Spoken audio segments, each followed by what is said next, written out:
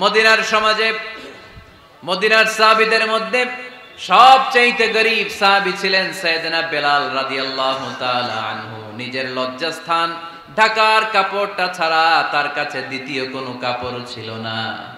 সকালে যদি খাবার পেত, দুপুরে খাবার ছিল না, দুপুরে পেলে রাতের জন্য ছিল না, আজকে খাবার থাকলে কালকে নেই। মদিনার সবচেয়ে গরীব সাহাবী বেলাল রাদিয়াল্লাহু তাআলা আনহু, লজ্জাস্থান ঢাকার জন্য শুধু একটা জামা ছিল, গায়ে দেওয়ার মতো কোনো জামা নাই। এই সাহাবীর মতো গরীব কোন সাহাবী মদিনার জমিনে নাই। এই বেলাল রাদিয়াল্লাহু তাআলা আনহুকে বিশ্বনবী ডেকে বললেন, ইয়া বেলাল আনফিক ইয়া বেলাল লা তাখশা মিন যিল আরশি ইকলালা। ও বেলাল, আল্লাহর রাস্তায় দান করো, কারণ আমার আল্লাহর ধনভাণ্ডারের কমতি নাই। সাইয়েদনা বেলাল রাদিয়াল্লাহু তাআলা আনহু সবচেয়ে গরীব। শুনতেছেন?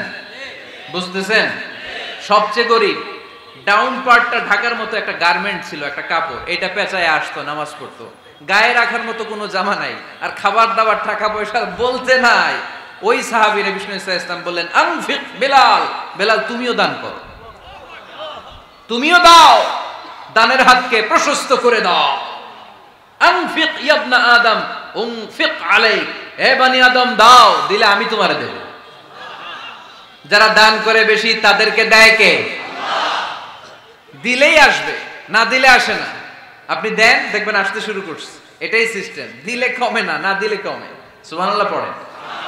উদাহরণ হিসেবে বোঝেন, আপনার হাতে 5 কেজি ওজনের একটা জিনিস দেয়া হলো, আপনি এটারে ধরে রাখছেন। এটারে ধরে রাখলে আর কিছু নিতে পারবেন? এটারে দিয়ে দিলেই না আরেকটা ধরতে পারবেন, ঠিক কি না? 5 কেজির এটা হুজুরে দিয়ে দিলাম, এরপরে কেউ আমার 20 কেজি দিলে ওইটা ধরবো, ওইটা আবার আরেকজনকে দিব, এরপরে আরেকজন 30 কেজি দিলে ওইটারে ধরবো। কথা বলেন, কথা বলেন, কথা বলেন। এজন্য আল্লাহ বললেন, ইনফিকুনা ফিস সাররাই ওয়াদ দাররা। আমার মুত্তাকি বান্দার প্রথম গুণ, তারা সুখে দুঃখে সব সময় দান করে, দানের ধারাবাহিকতা সব সময় অব্যাহত রাখে। যারা সুখে দুঃখে সচ্ছল অসচ্ছল সব অবস্থায় দান করে, তাদের নাম হলো মুত্তাকি। মুত্তাকিদের প্রথম বৈশিষ্ট্য দান করে। আপনারা দান করেন তো? কিশোরগঞ্জের ভাইয়েরা সবাই করেন? করেন তো? Take it as a reminder. আজকের এই আলোচনাটা একটা রিমাইন্ডার হিসেবে নেন। যাদের দান করতে একটু সমস্যা, মনে থাকে না, অলসতা বা একটু কিপটামির মনোভাব আছে, এই কিপটামি কৃপণতা ভুলে যান, দেন। দেন না একটু, আপনারা দিবে কে? বিশ্বাস হয়? দিলে বাড়ে, দিলে না দিলে কমে, কারণ আপনি দিলে আপনারে দিবে কে? তবে গোপন অবস্থায় দেওয়াটা উত্তম। প্রকাশ্য দান করলে আল্লাহ কবুল করেন, ওইটাতেও সওয়াব আছে, কিন্তু গোপনে দান করলে বেশি খুশি হয় কে? গোপনে দান করলে আল্লাহর রাগ ক্রোধ কমে যায়। আপনার কোনো পাপের কারণে আল্লাহ যদি আপনার উপর রেগে থাকে, আপনি গোপনে কিছু দান করে দেন, ওই রাগটা মুহূর্তেই ঠান্ডা হয়ে যাবে। 7 শ্রেণীর ব্যক্তিকে আল্লাহ তাআলা আরশের নিচে ছায়া দিবে কিয়ামতের দিন, যেদিন আকাশের সূর্যটা মাথার কাছে চলে আসবে, জমিনটা তামার জমিন হয়ে যাবে, তৃষ্ণায় মানুষের জিহ্বা বের হয়ে কুকুরের মতো নাভির সামনে ঝুলতে থাকবে। সূর্যের প্রচন্ড কিরণ আর তাপে মাথার মগজগুলো গলে গলে নাকের ছিদ্র আর কানের ছিদ্র দিয়ে ভাতের মাড়ের মতো টপ টপ করে বেয়ে বেয়ে পড়বে। আল্লাহর আরশের ছায়া ছাড়া সেদিন আর কোনো ছায়া থাকবে না। বিষ্ণু বললেন, 7 শ্রেণীর ব্যক্তিকে আল্লাহ তাআলা সেদিন আরশের নিচে ছায়া দিবে। তার মধ্যে থেকে 1 শ্রেণীর ব্যক্তি, কিশোরগঞ্জের ভাইয়েরা খেয়াল করে শুনেন, তার মধ্যে 1 শ্রেণীর ব্যক্তি হচ্ছে রজুলুন তাসাদ্দাকা বিসাদাকা ফাআখফাহা। 1 শ্রেণীর ব্যক্তি হচ্ছে ওই ব্যক্তি যে গোপনে আল্লাহর জন্য দান করে। আচ্ছা, লা তা'লামু শিমালুহু মা তুনফিকু ইয়ামিনু, এমন গোপনে এসে আল্লাহর রাস্তায় দান করে দেয়, তার ডান হাত কি দান করেছে বাম হাত টের পায় না। ডান হাত কি দিল, বাম হাত দেখে নাই। অন্য মানুষ জানা তো দূরের কথা, এই গোপন দান আমার আল্লাহর কাছে খুব প্রিয়। এজন্য একটু দান করার অভ্যেস করেন, অল্প করে করেন। আজকে যে এই 5 টাকা দান করে দেন মসজিদে, 2 টাকার নোট থাকলে দান করে দেন, 1 টাকার পয়সা থাকলে দান করে দেন। দান করতেই হবে, কারণ মুত্তাকি হতে চাইলে এই দানের ধারাবাহিকতা কন্টিনিউয়াসলি এটা রাখতে হয়, এটা থামানো যায় না। সময় ভালো বেশি দিলাম, সময় খারাপ কম দিলাম, কিন্তু দিতে হবে। রাজি আছেন? আল্লাকা সিররুন ইনদাল্লাহ বাইনাকা আনতা ওয়া বাইনাল্লাহ হাল্লাকা সাদাকাতুন তাখফা লা ইয়ালামুহা ইল্লাল্লাহ হাল্লাকা সিররুন ইনদাল্লাহ বাইনাকা আনতা ওয়া বাইনাল্লাহ হাল্লাকা সাদাকাতুন তাখফা লা ইয়ালামুহা ইল্লাল্লাহ। হাল্লাকা সিররুন ইনদাল্লাহ, তোমার আর তোমার আল্লাহর মাঝে কোনো গোপন আমল আছে নাকি যেটা আল্লাহ ছাড়া কেউ জানে না? জীবনে আমাদের প্রত্যেকের এমন কিছু গোপন আমল, ইবাদত আর দান সদকা করা দরকার যেটা দুনিয়ার কেউ জানে না, জানে আমার রব আর জানি আমি। এরকম দান থাকার দরকার আছে না নাই?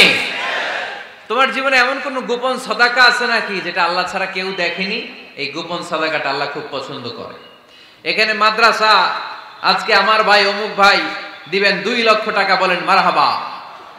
এটা উনি আল্লাহর জন্যও দিতে পারে, মারহাবার জন্যও দিতে পারে, ঠিক কিনা? কিন্তু রাতের আধারে রাস্তার পাশ দিয়ে হেঁটে যাচ্ছেন, মসজিদের দান বাক্সটা লেখা, উপরে সাইনবোর্ডে লেখা মুক্ত হস্তে আল্লাহর ঘরের জন্য দান করুন। কেউ নাই, কাক পক্ষী নাই, রাত বাজে 2টা, হঠাৎ করে পকেট থেকে 1000 টাকার বা 100 টাকার কচকচে নোটটা আপনি দান করে দিলেন। ওই দানটা 1 কোটি টাকার দানের চেয়েও বড় দান। কারণ দুনিয়ার কেউ তখন দেখে নাই, দেখেছে কে? কেউ যেটা দেখে না সেটা দেখে কে? কেউ যেটা জানে না সেটা জানে কে? সবার চোখ ফাঁকি দেয়া গেলেও আমার আল্লাহর চোখ ফাঁকি দেয়া যায়? এজন্য দান করতে হবে একজনের খুশির জন্য, তিনি কে?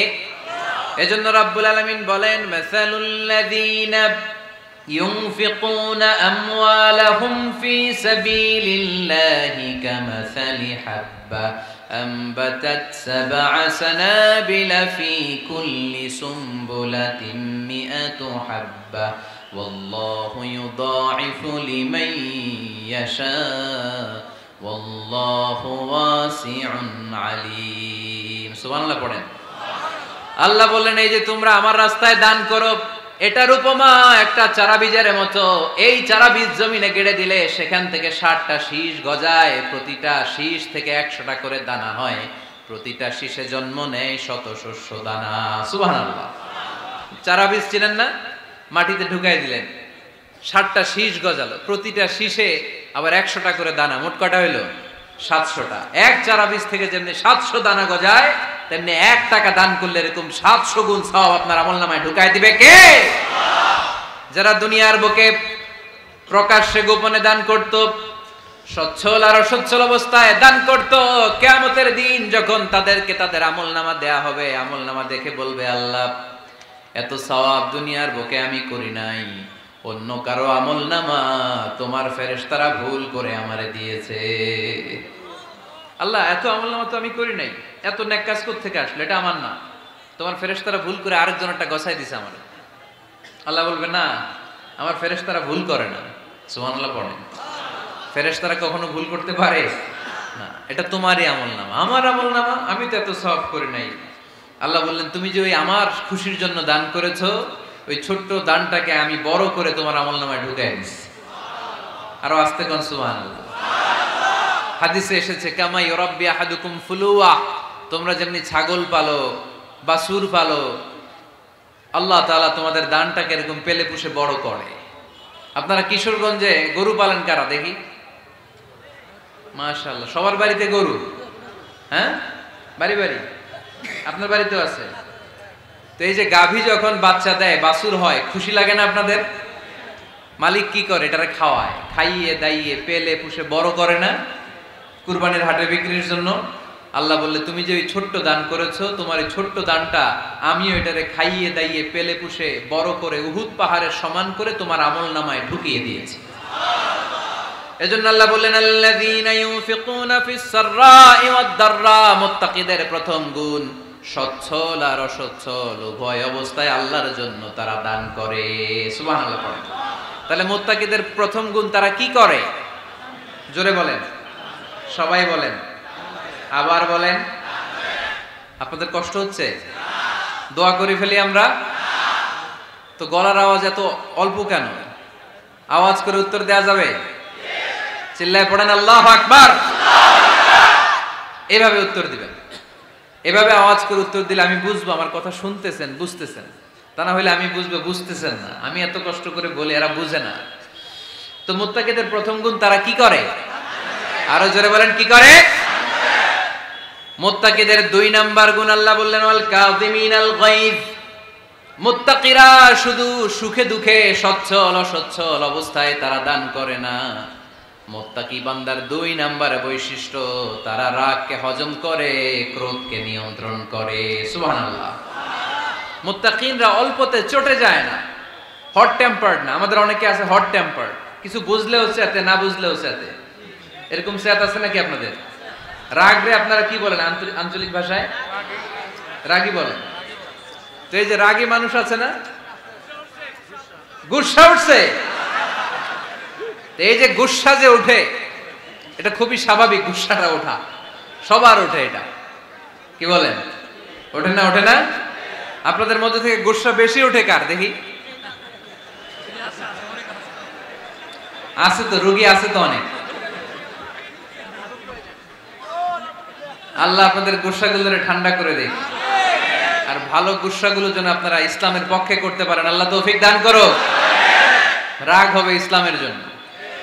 আল্লাহর জমিনে আল্লাহর বিধান লঙ্ঘন হলে আমরা রেগে যাব, চিল্লায় বলেন ঠিক কিনা? এছাড়া কেউ আমাদেরকে রাগাতে পারবে না। ওয়াল কাযিমিনাল গায়জ। মুত্তাকিন বান্দারা রাগকে হজম করে। রাগ হওয়াটা খুব স্বাভাবিক, এটা ন্যাচারাল, এটা কি প্রাকৃতিক। আমাদের দেহে এক ধরনের হরমোন আছে, এটার নাম হচ্ছে অ্যাড্রেনালিন বলে এটাকে, অ্যাড্রেনালিন হরমোন। তো এই হরমোনটা যখন নিঃসরিত হয় তখন আমরা রেগে উঠি, এর আগে আমরা রাগি না।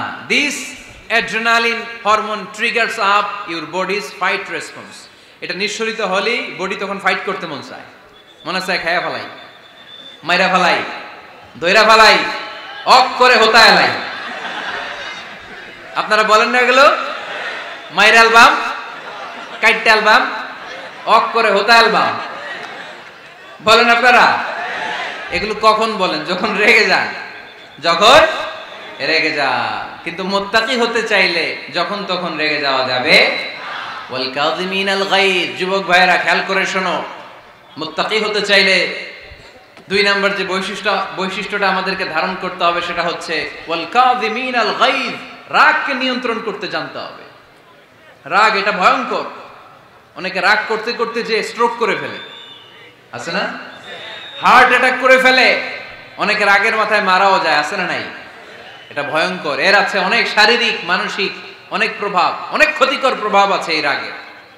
রাগটা অনেকটা ঝড়ের মতো। কিসের মতো? ঝড় যেমনি একদিক থেকে এসে সব ভেঙে চুরে তছনছ করে লন্ড ভন্ড করে দিয়ে আরেক দিকে সাঁ করে চলে যায়, রাগও তেমন একদিক দিয়ে আসে সব শেষ করে দিয়ে আরেক দিকে চলে যায়, ঠিক কিনা? এর রাগের মাথায় পৃথিবীতে কত খুন খারাপি ঘটেছে, ঠিক কিনা? বাবা ছেলের মধ্যে রাগ আছে না নাই? বন্ধু বন্ধুর মধ্যে, বন্ধু কয় এটা আমারে দে, ওই বন্ধু বলে না দিব না, রেগে গেছে, কিলাকিলি ঘুষাঘুষি আছে না নাই? বাবা ছেলের মধ্যে জমি জমা নিয়ে হয় না অনেক সময়? বাবা কয় এই জমি তুই পাবি না, পোলায় কয় আমার এই দিবা তুমি। বাপে কয় না দিমু না, পোলায় কয় দিবা। বাপে কয় তোরে তেজ্য পুত্র করে দিলাম, পোলায় কয় তোমার মাথায় আমি কোপ মাইরা দিলাম।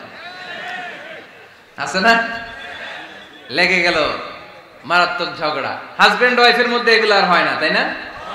রাগারাগি হ্যাঁ বেশি হয়। কিশোরগঞ্জে এগুলো আছে। আহা, খবরদার, এগুলোকে বাড়তে দেয়া যাবে না। শয়তান খালি গুতায়। শয়তান চায় কি করে ফ্যামিলিকে ব্রেক ডাউন করা যায়। শয়তান একটা আরশের উপর বসে, অন্য শয়তানরা এসে বলে আমি ওজনে কম দেওয়াইছি, কারে কিছুই করস নাই তুই। আরেকজন এসে বলে আমি সুদ খাওয়ানোর ব্যবস্থা করে দিয়ে আসছি, কারে এটা কিছুই না।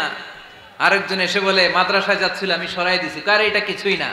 আরেক শয়তান এসে বলে আমি স্বামী স্ত্রীর মধ্যে বিচ্ছেদ ঘটায় দিছি। ইবলিশ শয়তান তখন এটারে নিয়ে নাচতে শুরু করে দেয়। এজন্য স্বামী স্ত্রীর মধ্যে ঝগড়া আছে না নাই? হাজবেন্ড বলে একটা, ওয়াইফ বলে আরেকটা, আছে না নাই? হাজবেন্ড বলে তুমি যাইবা না, এই বিয়ার দাওয়াতে যাইবা না, ও আমারে অপমান করছিল। বউ কয় আমি জামু, আমার বান্ধবীর বিয়া, তোমার কি? আছে না নাই? হাজবেন্ড কয় না যাবি না, বউ কয় জামু, গেলে তোর খবর আছে। বউ কয় কি করবা? কয় তালাক দিয়ে দিলাম। আছে না নাই? ছোট্ট ঝগড়া থেকে মাথা গরম করে রাগের মাথায় তালাক দিয়ে ফেলে। এজন্যই রাগ ভয়ঙ্কর।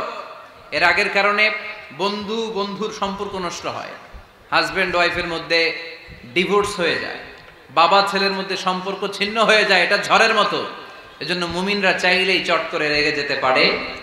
এজন্য রাগ নিয়ন্ত্রণের দরকার আছে না নাই?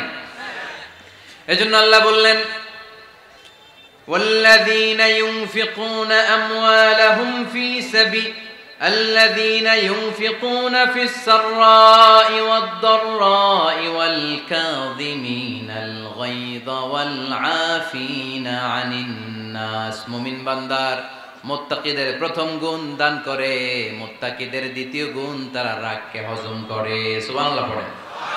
রাগকে কি করতে হবে? জোরে বলেন, কি করতে হবে?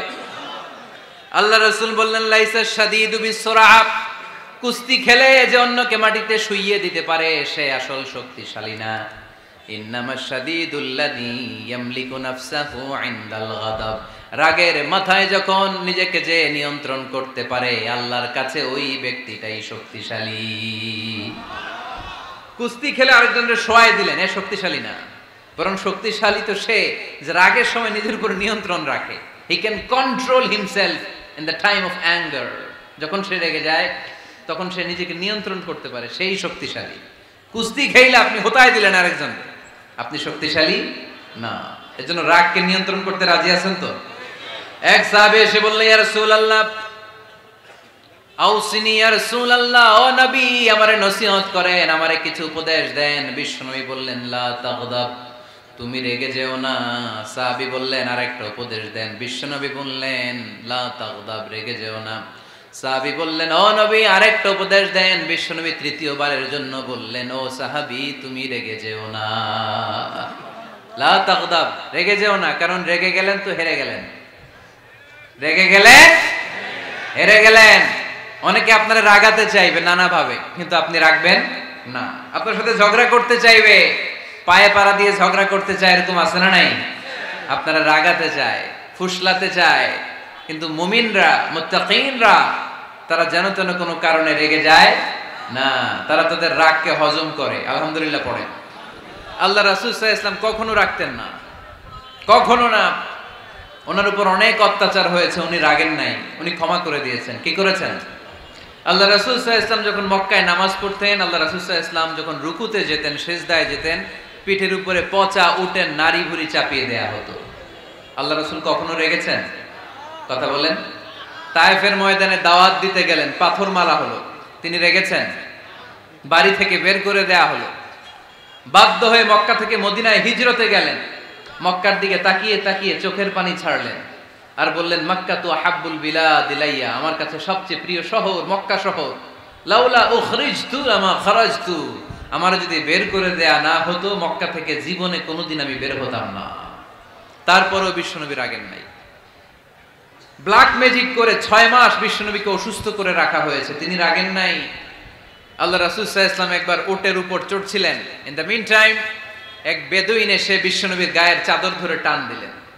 হাদিসের বর্ণনাকারী সাইয়েদনা আনাস রাদিয়াল্লাহু তাআলা আনহু, উনি বলেন, কুনতু আমশি মা রাসূলিল্লাহ, আমি একবার রাসূল সাল্লাল্লাহু আলাইহি ওয়াসাল্লামের সাথে হাঁটছিলাম। ওয়া আলাইহি বুরদুন নাজরানি গলিযুল হাশিয়া, আর রাসূল সাল্লাল্লাহু আলাইহি ওয়াসাল্লামের গায়ে ছিল চাদর। কি ছিল? আপনারা আজকে চাদর গায়ে দিয়ে আসছেন? কেউ আসছেন? অনেকে। এই যে আমরা চাদর গায়ে দেই, আমাদের চাদরের এই পাশে মাঝে মাঝে কিছু ডিজাইন করা থাকে না? নাজরান দেশ থেকে নিয়ে আসা বিশ্বনবীর ওই চাদরের এইখানে খসখসে ডিজাইন ছিল। তো আল্লাহ রাসূল যখন চাদর গায়ে দেয়া, ওই বেদুইন যখন চাদর টান দিয়েছে, ওই খসখসে ডিজাইন আল্লাহ রাসূল সাল্লাল্লাহু আলাইহি ওয়াসাল্লামের ঘাড়ের চামড়া ছিঁড়ে ফেলেছে। আসছিল ভিক্ষা করতে। বেদুইন আসছে কি করতে? ভিক্ষা চাওয়ার স্টাইল দেখেন, ভিক্ষা চাওয়ার স্টাইল দেখছেন? আল্লাহ রাসূল সাল্লাল্লাহু আলাইহি ওয়াসাল্লামের চাদর ধরে এমন টান মেরেছে, ওই খসখসে চাদরের দাগ বিষ্ণু সাল্লাল্লাহু আলাইহি ওয়াসাল্লাম ঘাড়ের মধ্যে বসে ঘাড়ের চামড়া ছিঁড়ে গিয়েছে। বিষ্ণু প্রচন্ড ব্যথা পেয়েছেন, কিন্তু কিছুই বলেন নাই। ফালতাফাতা ইলাইহি রাসূলুল্লাহ, আল্লাহ রাসূল তার দিকে তাকালেন, তাকিয়ে সুম্মা দাহিক, ছোট্ট একটা মুচকি হাসি দিলেন। মুচকি হাসি দিলেন। ভিক্ষা করতে আসছে, চাদর ধরে টান মেরা ঘাড়ের চামড়া ছিঁড়ে ফেলছে, আর বলতে শুরু করছে, ইয়া মুহাম্মদ মুরলি মিন মালিল্লাহ, আল্লাহর যে সম্পদ আছে বাইতুল মালের সম্পদ থেকে আমার কিছু দাও, আমার কিচ্ছু নাই। আল্লাহ রাসূল সাল্লাল্লাহু আলাইহি ওয়াসাল্লাম ফাদাহিক, একটা মুচকি হাসি দিলেন, দিয়ে সে যা চেয়েছে তার হাতে সেটা উঠিয়ে দিলেন। চিল্লায় পড়েন সুবহান। তার মানে আমার নবী সহজে রাখতেন না। ওনার গায়ের উপর, দেহের উপর অত্যাচার করা হলে বিশ্বনবী সাল্লাল্লাহু আলাইহি ওয়াসাল্লাম কখনো রাগেন নাই। মারা হয়েছে, পাথর মেরে রক্তাক্ত করা হয়েছে, পিটানো হয়েছে, আল্লাহ রাসূল সাল্লাল্লাহু আলাইহি ওয়াসাল্লাম কখনো রাগেন নাই। তবে আল্লাহর জমিনে আল্লাহর বিধান লঙ্ঘিত হওয়া মাত্রই বিশ্বনবী সাল্লাল্লাহু আলাইহি ওয়াসাল্লাম রেগে যেতেন। পড়েন আল্লাহু আকবার। আল্লাহর বিধান লঙ্ঘিত হতে দিতেন না। যেই লোকটা নামাজ পড়া অবস্থায় ওটের পচা নারী বুড়ি চাপিয়ে দিলে রাগেন না, যাকে পাথর মারা হলে রাগেন না, চাদর ধরে টেনে গায়ের চামড়া ছিঁড়ে ফেললে রাগেন না, ওই ব্যক্তিটা আল্লাহর জমিনে আল্লাহর আইনের বিরুদ্ধে কথা বললে রেগে যেতেন। কারণ এটা আল্লাহর আইন। আল্লাহর আইনে সবাই সমান। এখানে উঁচু নিচু, there is no difference between black and white, between upper and lower, between the richer section of the society and poorer section of the society, between the prime minister, between the member of the parliament and the factory worker, rickshaw puller. Everyone is totally equal, 100% equal in the eyes of Quran and Islam. চিল্লায় বলেন ঠিক কি না? আল্লাহর চোখে সবাই সমান। ওইখানে প্রধানমন্ত্রী নাই, ওইখানে প্রেসিডেন্ট নাই, ওইখানে এমপি নাই, ওইখানে রিকশাওয়ালা আর প্রধানমন্ত্রী আর প্রেসিডেন্ট এক কাতারে দাঁড়িয়ে আল্লাহর সেজদা দেয়। চিল্লায় বলেন ঠিক কি না? নিজেকে আক্রমণ করা হলে রাখতেন না, কিন্তু আল্লাহর জমিনে আল্লাহর বিধান লঙ্ঘিত হলে আল্লাহ রাসূল রেগে যেতেন। মদিনাতে এক মেয়ে চুরিতে ধরা পড়ল। চুরি করলে কি করতে হয়? আস-সারিকু ওয়াস-সারিকাতু ফাকতাউ আইদিয়াহুমা। বাংলাদেশে হাত কাটে, কি করে? জেলে দেয়। আর কি করে? হ্যাঁ, জরিমানা, জামায়াতের করে না। বিধান হচ্ছে হাত কেটে দাও। If anyone steal something precious, the government, the authority should cut down his right hand. আইনটা কার? বাংলাদেশে এরকম চোর আছে না নাই? দেশের টাকা পাচার করে, আছে না নাই? হাজার হাজার টাকা কুচি কুচি করে বগুড়ার এক পানির মধ্যে, খালের মধ্যে দেখলাম। আহা, জনগণ খেতে পায় না আর মানুষ টাকা কুচি করে জঙ্গলে ফেলে দিয়ে আসে। এগুলো কত বড় টাকা! একটা চোর, ওকে ধরে যদি হাত কেটে টেলিভিশনে প্রচার করে দেয়া হতো, 17 কোটি মানুষ যদি দেখতো, এই দেশে আর চোর খুঁজে পাওয়া যেত না। বনু মখজুমিয়া গোত্রের এক নারী চুরিতে ধরা পড়ল। সাহাবীরা যে বললে, ইয়া রাসূলুল্লাহ, অনেক বংশীয় মেয়ে, আপনি হাত কেটে দিয়েন না, মাফ করে দেন। কি করেন? আল্লাহ রাসূল সাল্লাল্লাহু আলাইহি ওয়াসাল্লামের চেহারাটা আগুনের গোলার মতো লাল হয়ে গেল, রেগে গেলেন। আল্লাহ রাসূল বললেন, এত বড় সাহস পেলে কোত্থেকে? এটা আল্লাহর আইন। চিল্লায় বলো, কার আইন? লাউ কানাত ফাতিমাতু বিনতি মুহাম্মদ সারাকাত লাকাতা মুহাম্মাদুন ইয়াদাহা। আরে বনু মখজুমিয়া গোত্রের মেয়ে তো দূরের কথা, আমার কলিজার টুকরা ফাতেমাও যদি চুরিতে ধরা পড়তো, আমি ফাতেমার ডান হাত কেটে দিতে 1 সেকেন্ডও দেরি করতাম না। কারণ বিধানটা কার? এত মাইর দেয়া হলো বিশ্বনবীকে, এত অত্যাচার করা হলো, তিনি রেগে যেতেন না। কিন্তু আল্লাহর জমিনে আল্লাহর বিধান লঙ্ঘিত হলে তিনি রেগে যেতেন। ঠিক কিনা? এজন্য আমাদের রাগটাও হতে হবে এমন, অপ্রয়োজনে আমরা রাখবো না। কিন্তু আল্লাহর জমিনে আল্লাহর বিধান যদি লঙ্ঘিত হয়, দুর্বলের উপর যদি সবলের অত্যাচার হয়, সমাজে যদি বিশৃঙ্খলা তৈরি হয়, তখন মুমিন রাগান্বিত হবে, বজ্র কণ্ঠে গর্জে উঠবে। চিল্লায় বলেন ঠিক কিনা? এছাড়া মুমিন রাগকে নিয়ন্ত্রণ করে। এটা মুত্তাকিদের বৈশিষ্ট্য।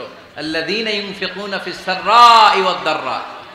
মুত্তাকিনদের প্রথম গুণ, তারা দান করে।